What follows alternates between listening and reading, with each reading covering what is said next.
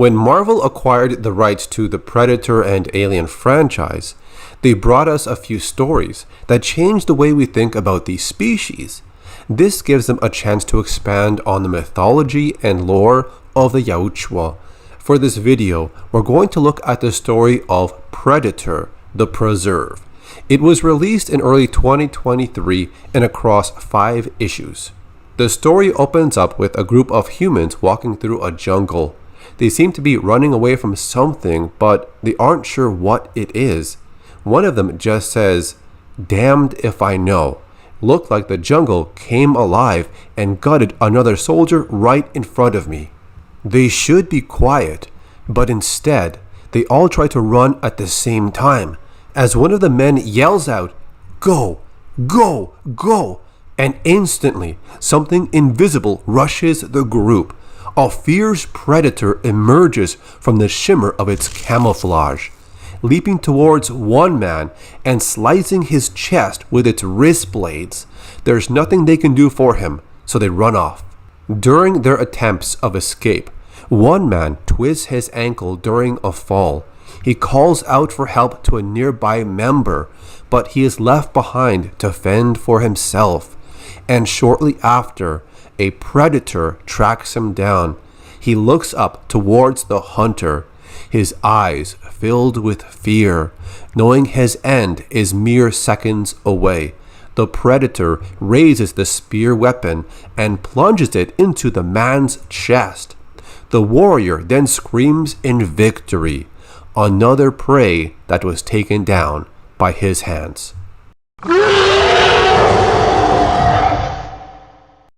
One of the men that ran off decides to come back and face off against the hunter, screaming as he runs forward, firing off his weapon. But his moment of bravery does not last long. With a quick swing of its sword, his head is chopped off by the predator.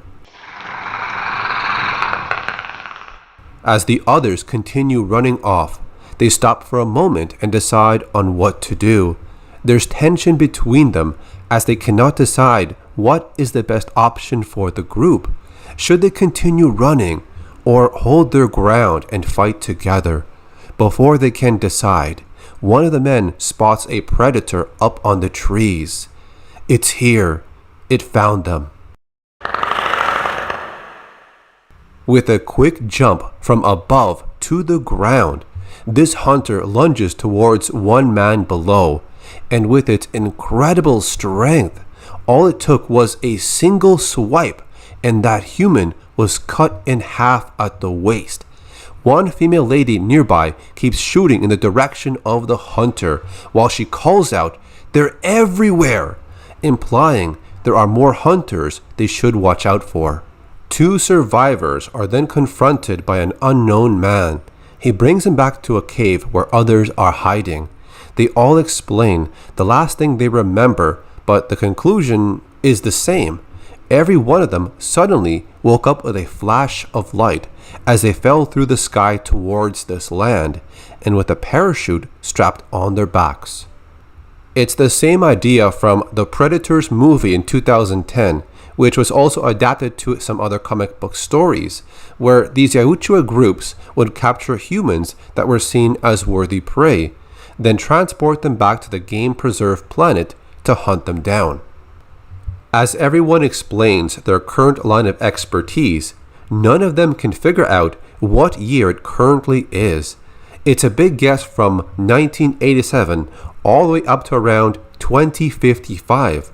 One theory is that they were put to sleep somehow and only woken up when it was time for them to be hunted. Another man even says he woke up feeling nausea, cramps, and soreness. These were similar symptoms when you woke up from a coma. Another lady explains that she and her partner were part of the OWLF, which is the Otherworldly Life Forms program from the Predator 2 movie that took place in Los Angeles. She explains that they had files on these creatures, which they call predators, dating back to 1987, 1997, and 2018. For a while, the OWLF was then replaced by Project Stargazer, around the time they captured a predator in 2018, but it escaped and a lot of military personnel were eliminated. The two of them survived because they were on their honeymoon at the time. The survivors would later search any deceased people in the jungle in search of weapons and ammunition. They would need a lot of bullets to take down these predators. Soon after, the team would see crates falling from the sky with parachutes strapped to them. The crates could have supplies, or maybe nothing at all and just used as bait. Or the crates could have food. The group takes a vote and they decide to head towards the crates just to see what was there. Upon reaching one of them, they discover there's nothing inside that they could use. This is not a supply crate. It was actually used to transport something living. Seconds later, a massive beast emerges, using its tentacles from the mouth. It latches onto one of the men and holds him in place, as the others shoot their weapons upon it. This thing kind of reminds me of something from the pathogen expansion of the game Aliens Fireteam Elite. They share a similar skin color, tentacles from the mouth and appendages on the back of the body. As the creature takes plenty of damage, it releases that man and charges at the others, grabbing another man with its appendages on its back, while reaching out to the other survivors. Their weapons seem to barely have any effect on the creature. It charges the group one more time, but one of the men throws an explosive device, and the blast is strong enough to stop the creature. Everyone gathers around the body of the creature and is unsure what this thing is. It certainly is not like the hounds that were used in the past. One member assumes that the predators are collecting deadly creatures and using this place as a hunting preserve. Then, with a blink of an eye, the creature awakens. Even with all the injuries, it's ready to continue fighting. But as quick as it rises, it soon gets eliminated, not by a human, but by a nearby predator. It wastes no time. It moves through the trees quickly. Then jumping towards a human, it swings its powerful arms and cuts a human from the back with its wrist blades. This hunter throws the shuriken projectile and takes down another man with it. It seems like things are getting worse by the second. It punches at another man, causing him to fall up against a tree. Before the predator can continue its assault, someone calls out and says, "Hey, leave him alone." As the predator turns around, it gets shot by someone else. The person who saved them is Theta Berwick, along with Paulo. This was a character from another Predator story from Marvel in 2022. It was called Predator: Day of the Hunter. When Theta was very young, her parents were killed by a predator with 3 mandibles. She alone survived the attack. As she got older, she started hunting predators, hoping to find the one responsible for her family's death. The final issue of that story has Theta finally going up against the predator she's always been looking for. She wins the battle, but it does not end there. She knows there are many more out there, and she vows to eliminate all of them. Alright, so back to the main story. A few predators would come across the one that was defeated by Theta in the jungle. You know, the one that wreaked havoc on a few survivors earlier in the story. So these hunters would place an explosive device on their fallen comrade, and as they walk away, it detonates. This is typically seen as a way to keep their technology away from other species. Remember all those crates from earlier? Well, it turns out some of them had more living creatures inside. These ones are the river ghost creatures seen in the 2010 movie Predators. More of them were brought to the preserve. Paulo later reveals the year and date, which is around April 13th in 2062. This comes as a big shock to Isla, because the last year she remembers before she was brought to this preserve was 2022. They wonder if maybe the predators are time travelers. But Theta has been on their ships before, and she confirms to have never seen anything about time travel capabilities. But since one member is from the 1980s and another from around 2055, a possible theory is that they were kept on ice up until the time when they were needed to be hunted, that is. Theta even says she was not aware of this at all. They locate one deceased Predator's ship. Theta goes inside to search for something as the others stay behind. The group wonders why only single targets were taken instead of a platoon of soldiers. Perhaps the Predators want to test themselves against as many fighting styles as possible. Everyone is either a soldier or fighting in a war, but one member does not seem to fit this category. The large man that is known to deal with drunks at the pub. Perhaps his physical strength is the reason he's here.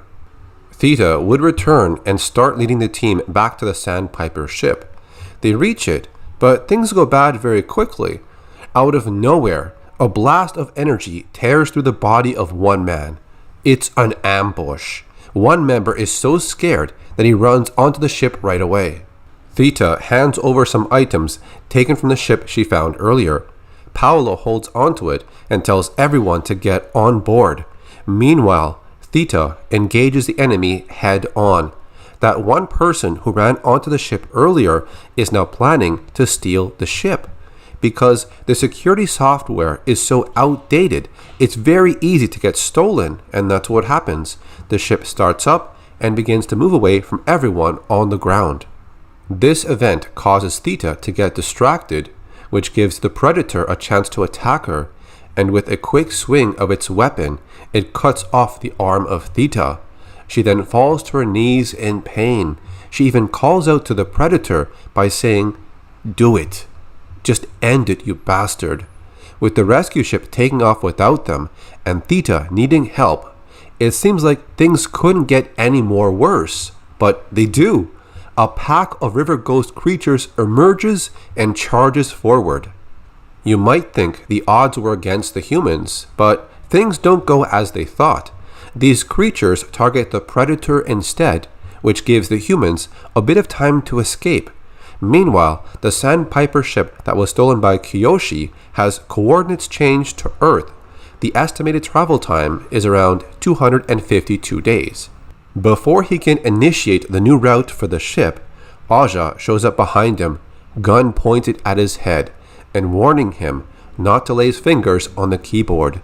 Kiyoshi says he wants to go home, because Theta was only going to drop them off at a nearby Astar outpost. He does not trust Astar because they are only driven by profit, and there's nothing to gain by transporting a few people back to Earth.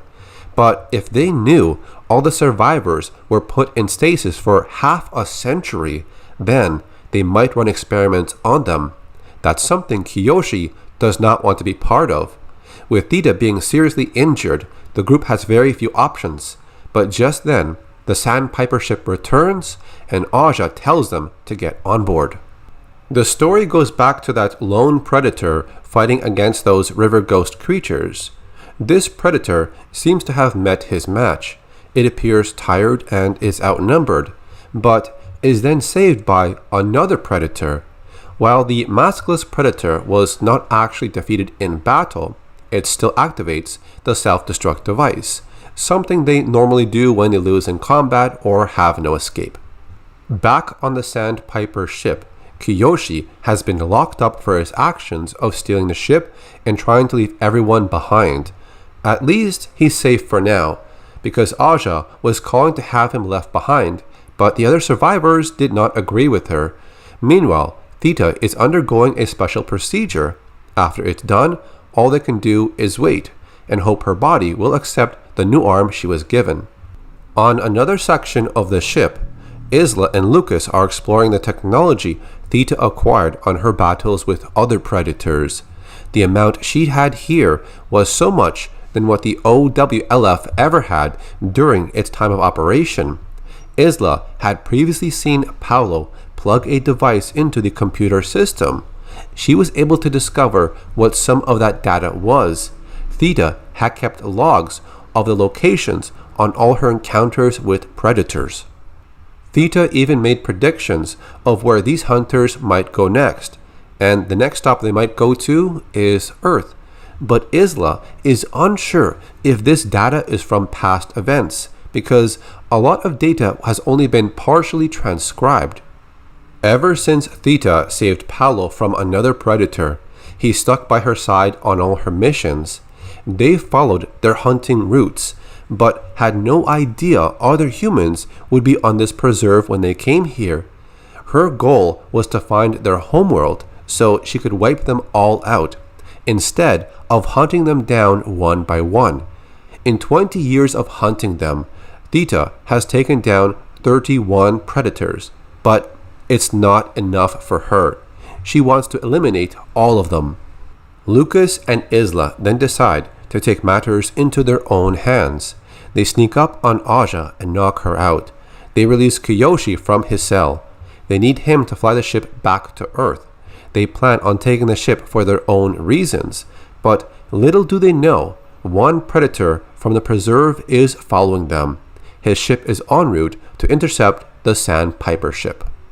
When Theta wakes up, she realizes that she now has a new arm. Paolo tells her that they could not save her original arm. She's told that Kiyoshi tried to steal a Sandpiper ship and is locked up, but they don't know what's really going on now. Meanwhile, when Kiyoshi is free from his cell, he feels like taking Aja's life, but Isla tells him they can't do that. They're not criminals, so Kiyoshi agrees, for now.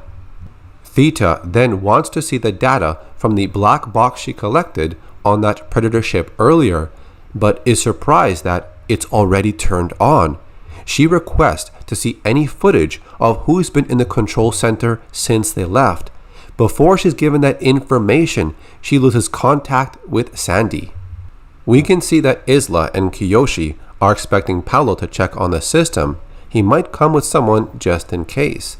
That would leave only Alan or Omar in the control room, and they might be armed. Paolo takes Omar with him to check on what's wrong with the system. It could just be a panel that needs restarting. When the system is back on, Theta can access the security cameras. Theta gets a feeling something is not right. This is not a normal malfunction problem. She's worried about this, so she makes her way to the armory. Aja tries to warn Lucas that what he's doing is wrong. Theta and Paolo risked their lives to save them, but Lucas knows the data that Theta collected could save millions of lives on Earth, instead of using it for her own personal revenge against the predators.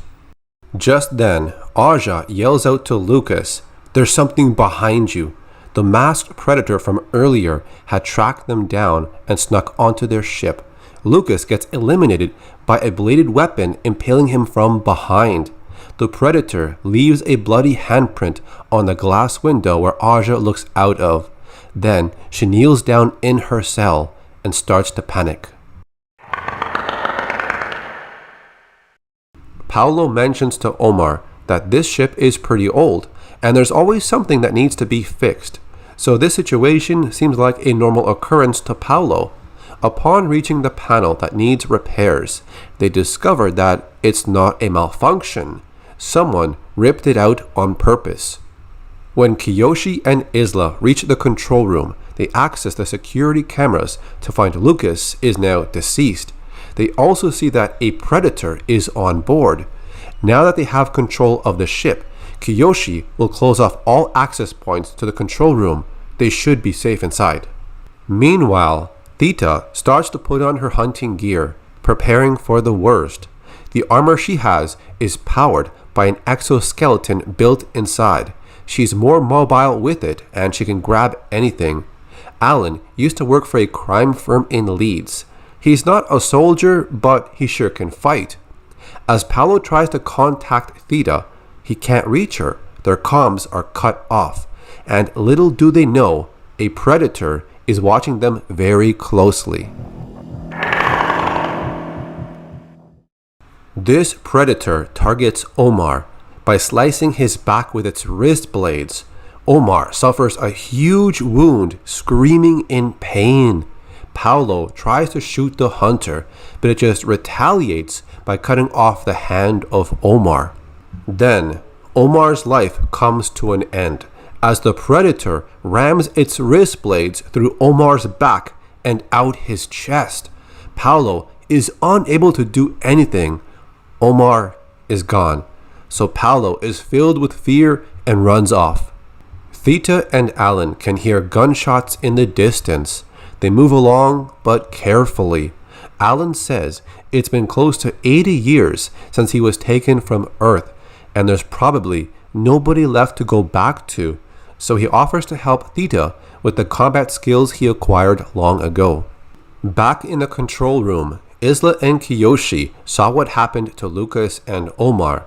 Isla is now thinking that they should go out there and help the others, but Kiyoshi tells her that the safest place right now is inside this room. It's not their problem. As she looks back at the body of Lucas on the screen, maybe she made the wrong choice. As Paolo runs down a hall, he can hear Aja calling for help from her cell. He opens it to let her out. They're not sure what happened to the others, but Aja vows to stop that hunter. Shortly after, Theta and Alan would bump into Paolo and Aja. She explains that Omar and Lucas are gone, while Kiyoshi and Isla have taken control of the ship. Then, out of nowhere, Isla shows up and explains why she came back to help them after she betrayed them earlier. She apologizes for everything, as she did not intend for it to go this way. She and Lucas had a 4-year-old daughter when they were taken away. She would be in her 40s by now, possibly with her own family. Isla says that maybe they would be seen as heroes if they brought back all this alien tech and information to the OWLF.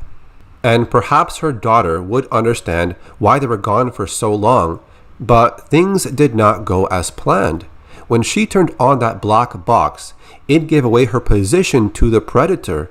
She is the reason that Omar and Lucas are gone. Kiyoshi, on the other hand, continues to hold his ground, unwilling to open the doors for them. Meanwhile, Theta asks Paolo if he can rewire the power to the doors of the control deck. This way, they can get inside. It's the only room that's reinforced enough to keep that Predator out. As Paolo works on getting the door open, the others stand guard, but it's not long before they make contact with the enemy. This fierce warrior lunges towards them, and Alan is the first one to go down. Paolo continues to work on getting the door open. He just needs a little more time. The enemy pulls out the shuriken weapon, unfolds it, then tosses it towards them. The weapon pierces into Aja's body. Paolo finally gets the door open, but Kiyoshi confronts them right away. He's knocked down when Theta throws a punch to his face. As they walk inside the room, they leave Kiyoshi to his fate at the hands of the Predator. It then charges Paolo afterwards, and tossing him aside like he's nothing. Then it focuses on Theta and pins her to the ground. She reaches for her sword, but it's tossed away by the Predator. This fierce and strong warrior hovers over Theta. It removes her mask and stares at her, almost as if these were her last few seconds alive. But at the right moment, Aja shows up and strikes the creature in the back with a bladed weapon. The Predator screams in pain. Then Aja tosses a weapon to Theta. She unloads the weapon on the face of the enemy, firing off all the rounds until it's empty. It's done. The fight is over, and only the 3 of them survived. The story then picks up 6 months later in Tusket. Theta drops Aja as close as she can to a nearby Astar base. Theta agrees to hand over one of her black boxes to the OWLF. Theta was trying to save all 8 of them, but that did not work out. So perhaps sharing the data on the black box might save more lives after all. As for Paolo and Theta, well, they will continue their hunt for other predators, but this time to find other people that are being kept in stasis. The last image we see is the Sandpiper ship taking off, and Aja's vehicle going in another direction. They part ways with their own goals in mind, and this ends the story of Predator: The Preserve. So, I watched the Prey movie again recently. There was something I did not cover before. I always wanted to know what the Predator text was spelling out. We have seen many types of symbols or text before across different sources, so I went back and went through a few films and video games to see what I could find.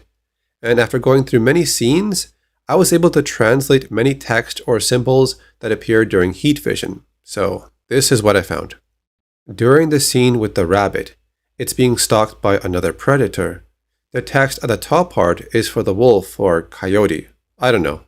But anyways, here's what the text translates to. Y8ULL.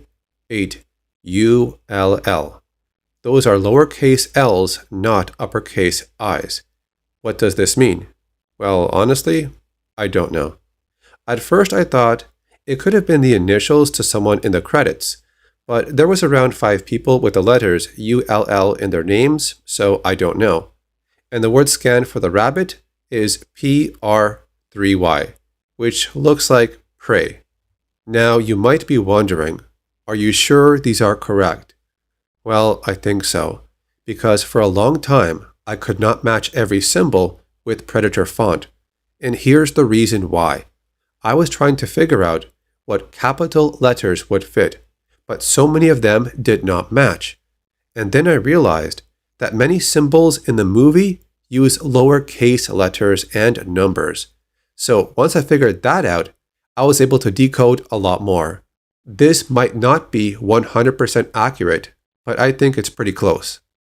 Here is the next set I translated. It occurs after the bear scene, and we see the feral predator scanning Naru. As she swims away in the water, the text here reads out, Hunter. There's a few frames of text that appear after Naru has a fight with one of the members of her tribe, and the feral predator is watching them. But I'll show you 2 of them.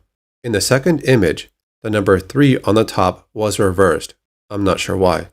And it seems like there might not be any meaning, and it's just a bunch of random letters and numbers. The next scene is when Naru is in the grassy field, when the feral predator is aiming at her and the other person with her. It spells out P73Y, which is close to spelling out prey. Later in the film, the feral predator arrives at the campsite where Naru fought a few French fur trappers. This one also has a bunch of random lowercase letters and numbers. But as it scans the nearby bodies, it looks like it's trying to spell out prey to show which one could be a potential target. But as he scans the blood trail from Raphael's leg, the text that shows up is random again. When Farrell does get close to Raphael, he scans the body that appears to be cold, and this text shows up, P73Y. Right after this, the dog shows up, barking and running towards the feral predator.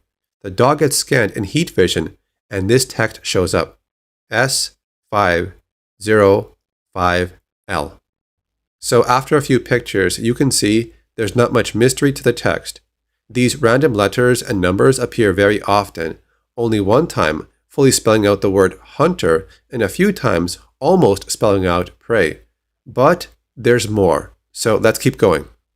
After Tabe is attacked by Farrell, Nara would confront him and aim the pistol at him, and this is the text that appears, P73Y.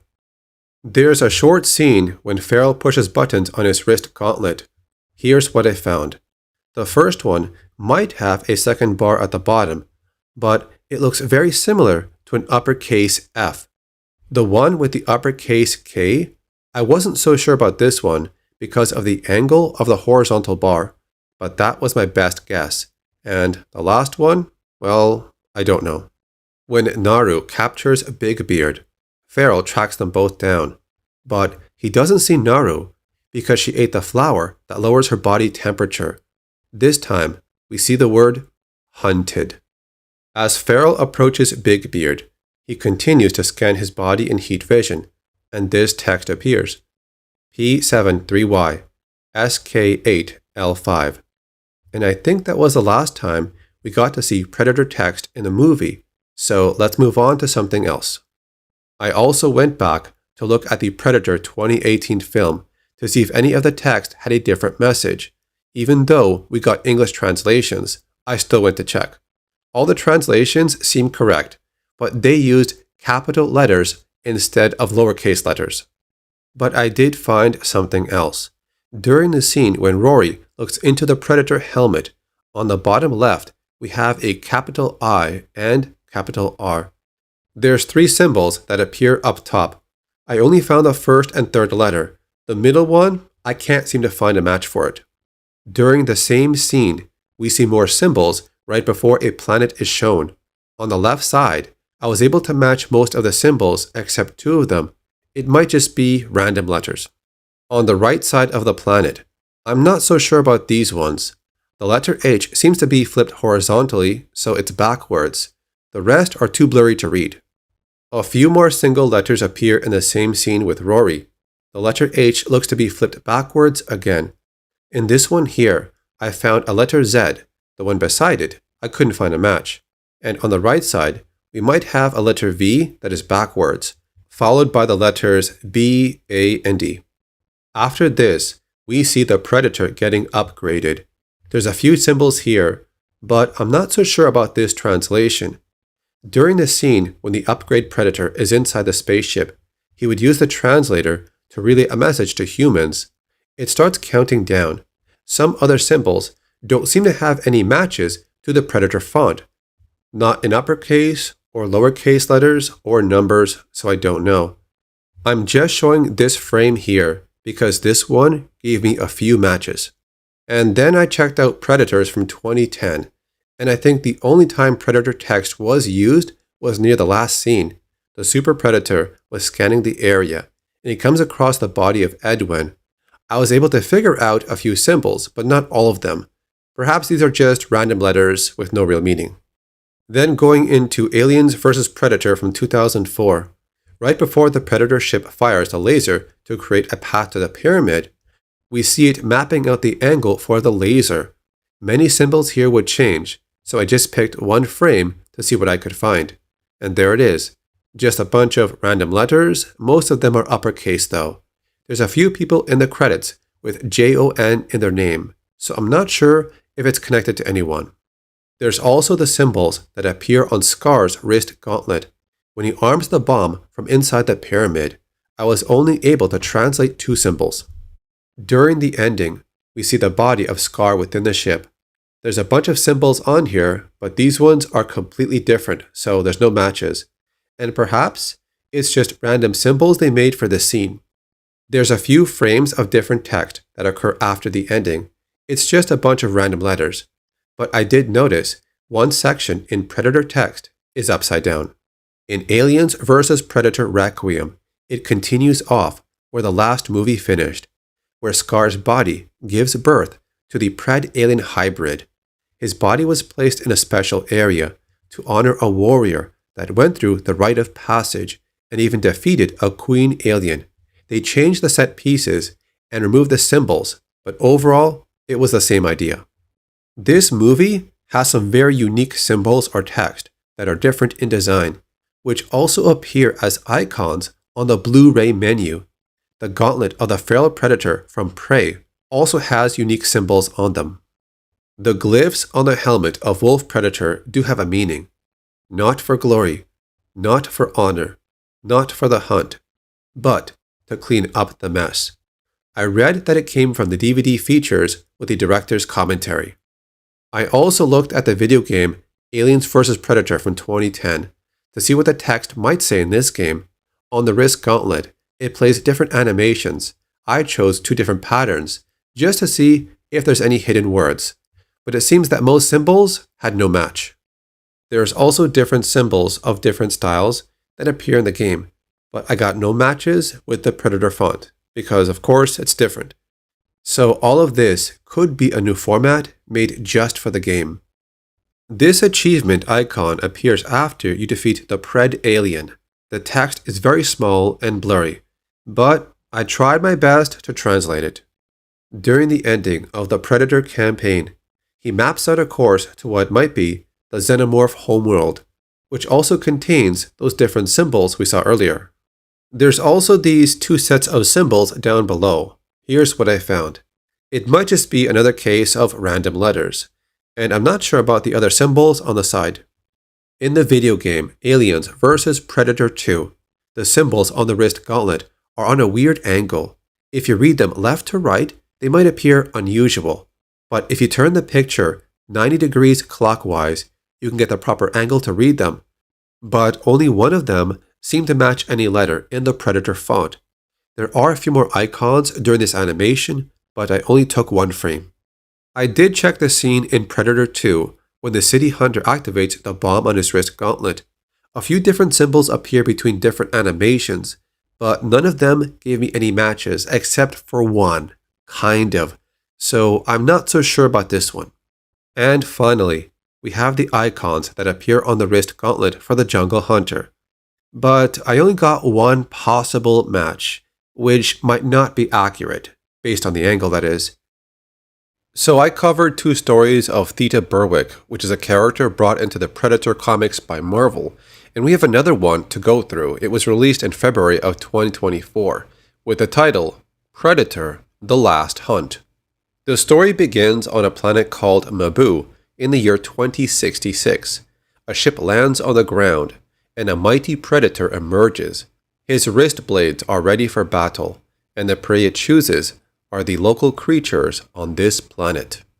The battle does not last long, as the hunter takes down all his prey, while receiving almost no injuries. Even a few of these creatures were no match for this hunter. After the battle, the hunter locates a ship. It seems to be searching for something specific. When it finds a certain room, it pushes a button. It might have found the data it was looking for. The story then flips to a planet called Tantalon in the year 2068.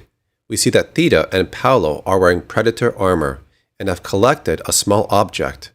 Just then, they are attacked by local people. Paolo tries to fire back, but Theta stops him and the two of them escape. Theta says that the only reason the two of them were attacked is because those local people had mistaken Theta and Paolo for more predators, which makes it seem like they encountered them in the past. It's been 27 years since the predators took the lives of her parents. 27 years of hunting them. She's defeated more of them than she ever thought possible, but the predators know they are being hunted, so they adapted to the methods of tracking that Theta used. All the data that Theta used was becoming more useless. All that Theta would find are bodies with the heads on spikes. Whoever was doing this was using her calling card as a way of mocking her.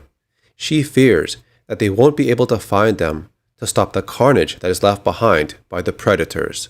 During their time at West River Station, Paolo found a plant so toxic that it wiped out the entire ecosystem within a 1 kilometer radius.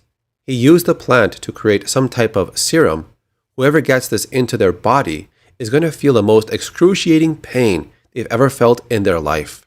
It's been years since Theta had fought a predator. She feels that she is getting out of practice. She's getting slower, and even with the improvements to her prosthetics and armor, she might not be able to fight them as she used to. But the one thing she really fears is having one of those hunters take her skull and spine, then mounting it within their ship as a trophy. She mentions that the vial she carries is to be used on herself. If by any chance she would lose in combat, the serum she has would end it all. Then she would deny them the honorable kill, and she denies them a trophy. Paolo then talks about the item they collected earlier. It's a beacon, and they pick up a distress signal. So they leave and head for Mabu. They find another ship that belongs to predators, but this one is much larger, so it might be a transport ship.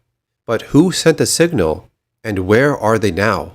Further within the ship, they discover the cargo that's being transported. Theta was right. The predators really are keeping people in stasis from different time periods, and only releasing them when it's time to hunt them. They found the stasis chambers. Based on the level of corrosion and layers of dust, Theta estimates that it's been 2 or 3 years at least. That's a long time for someone to survive on an unfamiliar planet. The air is breathable, so it's possible. They also find the body of a predator, but this one is also deceased, and it looks like someone else got to him. After checking the black box from that ship, they uncover a bit more data. Theta believes the predators have a stasis farm on some planet that's not documented. She thinks they would not place all the humans in one ship and risk losing it. Paolo says they should examine the ship's cargo more thoroughly. It contains alien specimens in those stasis chambers that he's never seen before. This is the only chance they can document everything they found. They both try to get some rest later on, but then they are awoken from a sudden alarm. The proximity lasers went off. Someone or something is nearby. Some person calls out to them from the other side of the landing ramp, saying they are friendly. The ramp opens and the person they see is John Schaefer, the brother of Dutch Schaefer. He says there's around 50 other people looking to get off this planet. Around the year of 2066 on Mabu, John suddenly woke up from a deep sleep. He had no idea where he was. The last thing he remembered before this was the time he was tracking a predator in the Thai jungle. At the time, he didn't know the ship had crashed, and the predator pilot was badly injured. Maybe he was in the stasis room to take everyone offline. John grabs a nearby spear and impales the enemy with it. If it wasn't for John, there might be no survivors today. When John tried to free the others, he accidentally released some aliens. The human survivors went from 300 down to 53. Most of them didn't make it. Even though the ship had crashed, the stasis chambers were still usable, which left them with plenty of alien meat. About a month later after they woke up, a bigger and more dangerous predator showed up. John and the others would free some bigger creatures, hoping they would stop the predator, but it didn't work. This warrior would cut through them like they were nothing. As the predator entered the cargo ship, John thought it was going to blow it up, so no technology is left behind. But that didn't happen. The predator would board its own ship and leave. This ship was emitting a distress signal all along. That's how Theta found it. She and Paolo have been looking for a stasis farm where they store their prey, but still have not found it. John shares his stories of encountering these hunters back on Earth. He also says he went looking for his brother Dutch, but never found him. Some of the survivors begin to get restless and anxious to go home, but Theta doesn't have enough resources to take everyone back. All she can do is call for a rescue ship by contacting Aja, who's working with the OWLF. Some of the survivors would join Theta in her quest to find the stasis farm. The next stop is a planet called Glenelg. They locate a structure, but it seems like nobody is there. Only Theta and Paolo would enter, and the others would wait outside. Deep inside the structure, they discover tens of thousands of stasis chambers. It seems like people were taken during times of war across decades, but so many stasis chambers are empty, so they must have moved the stasis farm somewhere else. They were too late. That's why there was no one protecting the area. Just then, a small device spots them inside. It charges them, but Theta knows what it is. They run as fast as they can, but the explosion knocks them down. Now it all makes sense. The beacon, the tracker, the ship's black box, the distress signal. It was all a trap, and they fell right into it. And through the flames, we get a glimpse of this massive predator, weapons drawn and ready to attack. The humans clearly outnumber the hunter, but it still charges them for combat. It seems like they walked into a trap. Paolo tries to reach Sandy, but he can't get through. They don't know if other predators are on the way, so they should get as many people out of here as soon as they can. This hunter is strong. It puts up a good fight against multiple humans. It then pushes buttons on its wrist gauntlet, and a door behind opens up. What comes out are a pack of predator dogs, like the ones we saw on the game preserve. The humans try to fight back, but they are getting massacred out there. One by one, they go down. It won't be long until they're all gone. Theta tells John that they need to retreat and then figure out a new plan of attack. Even though the ship is 10 clicks away, it might be too far. Paolo's gone to get the Sandpiper ship, so they need to follow him. Theta would get saved by Leisha, but she too gets eliminated by the Predator. It's like everyone who came to help them is now gone. One dog creature would jump on John. He hits his head on a nearby rock as he falls, but Theta saves him at the last possible second. Meanwhile, Paolo has his own problem. He lost his biomask when a dog jumped him. It was close to finishing him off, but he used a bladed weapon to defeat it. Paolo would see an explosion from the distance. He tried to contact Sandy, but still, no response.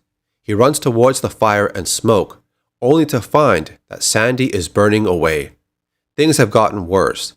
It seems like Theta is also having trouble with her situation. One of the dogs jumps onto her, with its teeth right in front of her, ready to finish her off. After 25 years of fighting these things, could this be how Theta finally gets defeated? Sometime later, Theta then wakes up, trapped within some kind of stasis container. She bangs on the inside, trying to get out. The container then opens up. She looks around and sees hundreds of stasis chambers like the one she was in. The Predator just added her to his collection. Theta knew she was losing the previous battle, but somehow she was kept alive, and she doesn't know why. She later finds her armor that was taken from her, but has no weapons. She puts on her armor, then a door opens up nearby. She walks outside, not knowing what to expect. Theta's name is then called by someone. It's Paolo, and also John Schaefer. They're tied up. Theta looks for a weapon to cut the chains off. As John says, he feels like bait just hanging up there. It turns out that this Predator that was hunting them was the one who destroyed the Sandpiper ship earlier. She then gets blasted in the chest by something. She was being watched the entire time. Then, the mighty Predator emerges. It throws Theta's machete towards her, giving her a weapon to use, and makes a gesture to put her helmet on. She tells Paolo to run once she cuts the chains off him, but it won't work. The chains have cut the circulation to his legs. He can't run even if he wanted. Theta was placed in a stasis chamber to heal. The hunter knows who she is and what she's been doing all these years. He wanted Theta to recover to face her one-on-one, with Paolo and John as the prize. This Predator took down multiple humans with little effort. The odds are against Theta, but she has no choice. She has to fight. Theta gets tossed around by the Predator's brute strength, but she manages to injure him once, but then gets beaten up over and over. As she tries to defend herself, her right arm gets cut off. This might be a battle she cannot win alone. John Schaefer manages to escape the chains that hold him. He jumps on the back of the Predator, trying to hold him with those chains. Theta charges in, trying to attack one more time. But her efforts are thwarted, as the Predator still controls his plasma caster weapon, blasting Theta away.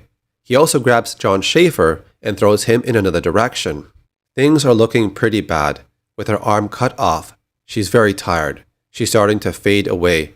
Could this be her final hunt? Well, she has one more plan. She pulls out that vial of poison that Paolo created. She rams it into the body of the Predator. The toxin starts to have an immediate effect, causing intense pain from within. Theta could let him suffer, but she wastes no time and finishes off the enemy in a single swipe. There were hundreds of people in stasis chambers aboard that ship. They saved them all. The ship is now theirs. Perhaps John Schaefer could pilot the ship and get them out of here. For many years, Theta and Paolo were searching for the ship that carried captured people that were then placed in stasis chambers, and finally they found them. Now it's time to bring them home. The end. For now. So I was replaying Aliens vs. Predator from 2010, and there was something that caught my attention. During the Marine campaign, there are sections where you have to use a device to unlock a door. Most of these animations would have the Marine pressing certain letters. It seems like the Marine would type 4 letters during every animation. These are the letters that I think he presses. M, A, R, T. So I looked in the credits for anyone's name with those letters, and in the section of the people who coded the game, I found these names: Martin Carlson, Martin Harris, and Martin Hutchings. Then the art team section had these names: Martin Kirkley, Martin Ocheng, Martin Carter. In the animation section, I found Martin Kennedy.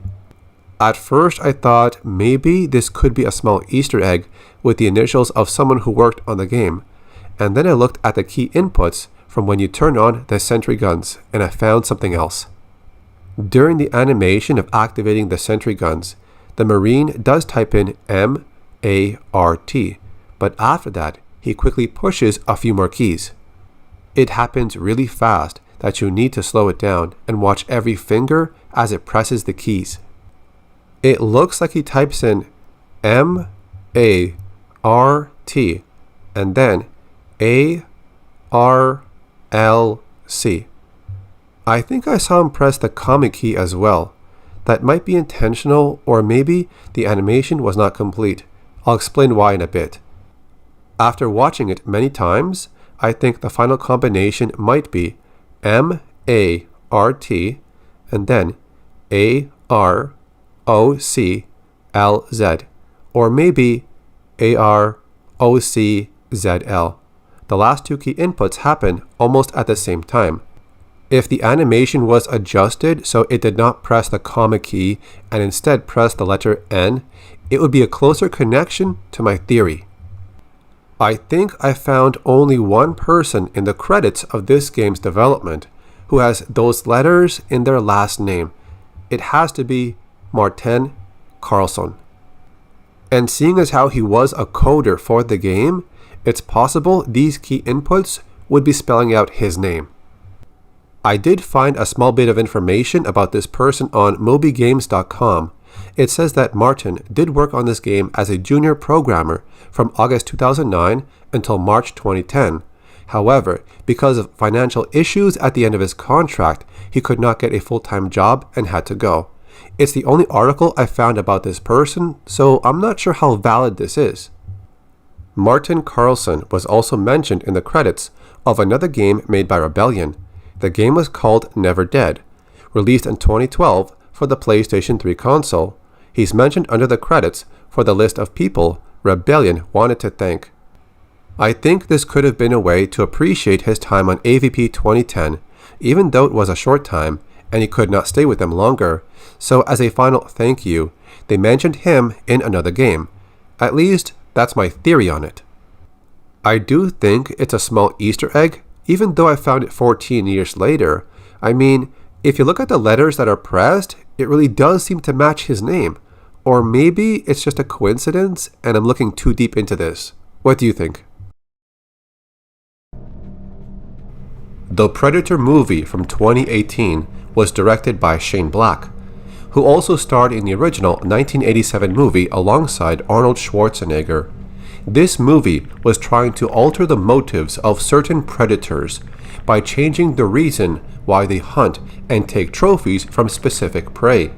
There's a scene in the movie that shows one tribe of predators genetically enhancing one hunter, and later on it's revealed that the DNA from certain prey they hunt is used to improve on the Yahua's own genetic material. They go hunting on multiple planets and take the DNA from the strongest prey they hunt, and this is how they're becoming stronger in certain aspects of their own physical traits. The story mentions that this tribe of predators are also trying to enhance their own psychological abilities. The ultimate predator is later shown to capture Rory McKenna, who is suffering from autism. Rory had shown the ability to understand the predator language very quickly. Perhaps this is why this tribe of predators would want his DNA. They could enhance themselves in another way, beyond physical improvements. There's a scene in the film during Halloween night that caught my attention. This is around 45 minutes into the movie, It only lasted about 3 seconds, and a lot of us might have missed what we just saw. There is someone wearing a costume in red. You could say it might be a red dinosaur or something else, but it might also be a throwback to the original Predator suit from 1987, the one that was worn by Jean-Claude Van Damme. The design of this suit was used for some scenes that did not appear in the movie. Stan Winston would later join the team to redesign the Predator's face, adding mandibles to the face and dreadlocks to the head, and Kevin Peter Hall would then replace Jean-Claude as the man in the Predator suit. Even if we look at one version of the script for this movie, which dates back to 2016, this one does not mention the scene with the person in the red costume. It goes from the scene where Quinn arrives at home looking for a son, and then it skips to his wife meeting the loonies. If there is another script that does include this scene, well, I could not find it, or this scene was inserted during filming after the final script was done. Some viewers could say that this costume in the 2018 movie could be some red creature of any kind just for Halloween. However, if you know the history about the Predator films, one could lean towards the idea that this was a nod towards the original suit of the Predator from 1987. The Speargun is a weapon used by the Predator species. Throughout different sources, this weapon has changed in design and what projectile it fires. The first movie was supposed to have a speargun, kind of. Some early art pieces of the Predator had shown the hunter firing something from its arm, but when they were filming some scenes with the red suit, they changed it to firing a spinning, bladed object. And during the final version, Blaine gets hit by a bladed object that looks like a spear tip. This was different when compared to early designs, and this dates back to 1987. The second movie would feature a spear tip being fired from the gauntlet. These objects were smaller in size. If you look closely, you can see the open slot where the spear tip fires out of. And over the years, when the speargun appeared in other sources, like video games, we can see that in 1999 and in 2001, the AVP games on PC had their own variation of the speargun. One would fire giant spears, and the other fired smaller tips. In 2003, Aliens vs. Predator Extinction was released. This weapon was used by the Stalker Predator for long-range combat. It's held with 2 hands because it's large and long. This weapon was also seen in the 2005 game Predator Concrete Jungle, but the design was changed. It was now a smaller firearm that was held with 1 hand. So here's the thing that I want to know. Where did the original design of the speargun actually come from? Well, during the years of 1989, 1991, and 1996, there were 3 comic book stories about Dutch's brother. His name was John Schaefer. His original story arc was around 3 encounters with predators, while he searched for information about Dutch. But it was the second story, which took place in Siberia, where we learned something about the predator weapons. You can see that some predators have a weapon with multiple bladed edges on the end of it. This seems to look much different than the normal combat stick or spear that some predators are known to use. It's later shown in the story that this weapon is held with both hands but aimed in front of the target, almost like a firearm or a long-range weapon. A human is then shown stepping on a trap, which activates a very large device around him, impaling him with spikes as it wraps around his body. Right after this, we get confirmation that the handheld weapon we saw earlier can fire the spears that it holds inside. This story dates back to 1991, when the Cold War comic book was released, which is 8 years before the first AVP game was released on PC in 1999, which also features a speargun weapon. So I think this could be the earliest sighting of a speargun type of weapon before it was shown in the video games. It's possible that this inspired the final design of the speargun that we now see in video games. If you do find any other source before 1991 that shows any type of speargun weapon, then tell me in the comments section, because there's a lot of stories out there and there could be an earlier sighting of a similar weapon. The movie Prey was released this year in August of 2022. I covered a lot of topics around the movie, from the story, weapons, throwbacks to the original movie, connections to other characters, and possible theories. While I did cover its weapons in other videos, I want to discuss something else about the speargun weapon. The director said he removed the plasma caster weapon because it was such an easy weapon to use on its enemies, and by removing that weapon alone, the Predator had to rely on its other tools. When you look at the gear the feral Predator had used, some of it might seem primitive compared to what we saw in the previous movies. You could say the weapons it had were sufficient and fair for the prey it hunted during this time period. The weapon I want to talk about is the one that fires those large harpoon projectiles. Most of us that are familiar with Yaochua weapons can say this is another variation of a speargun. This one is carried on the back of the Predator near the left side and held with one hand. White lights can be seen on the side as they turn on one after another. These could be an indicator of when the weapon is available to be fired, or simply that the weapon is activated and working. There's also a sound you can hear that resembles a countdown. It's a possible theory that the weapon would fire automatically when the lights are fully charged, or it allows the user to manually fire it with the use of the trigger. What's unique about this weapon is that it's linked to the targeting lasers from the biomask helmet. The lasers need to fully lock on, then after some time, the projectiles are fired. Even if the weapon is not aiming in the direction of where the lasers are pointed at, the weapon can still be fired, but the projectiles will turn in mid-air and fly back to where the lasers are aiming. Not all three lasers have to be on a single spot. The three lasers can spread to different points, and each projectile will land at wherever the lasers are pointed. Each projectile can also be picked up and used again. In the movie Predator 2, the spear tips are fired from the bottom section of the gauntlet, and it appears to not require the use of the targeting lasers. It's also seen in the comic books.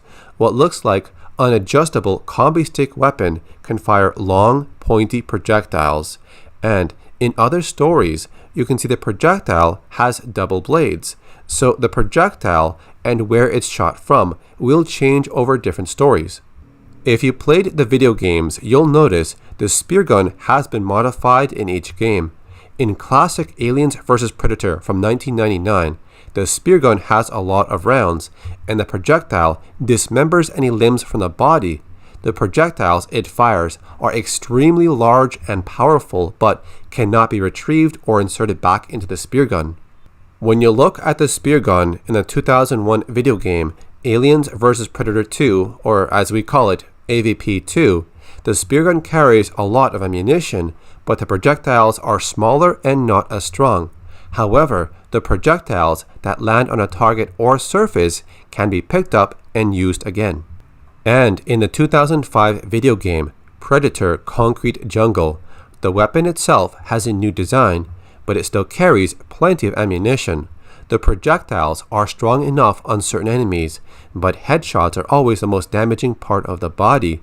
But the one unique thing that stands out with this weapon in this game is that it can use the targeting lasers from the biomask, allowing it to lock onto a target around the torso area.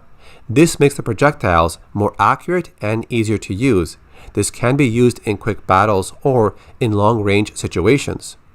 It seems like this weapon has taken traits from certain video games, the long spears that are powerful from classic AVP. Then in AVP 2, the projectile can be retrieved and inserted back into the weapon to be used again. And in Predator Concrete Jungle, it's a more efficient weapon when used with the targeting lasers.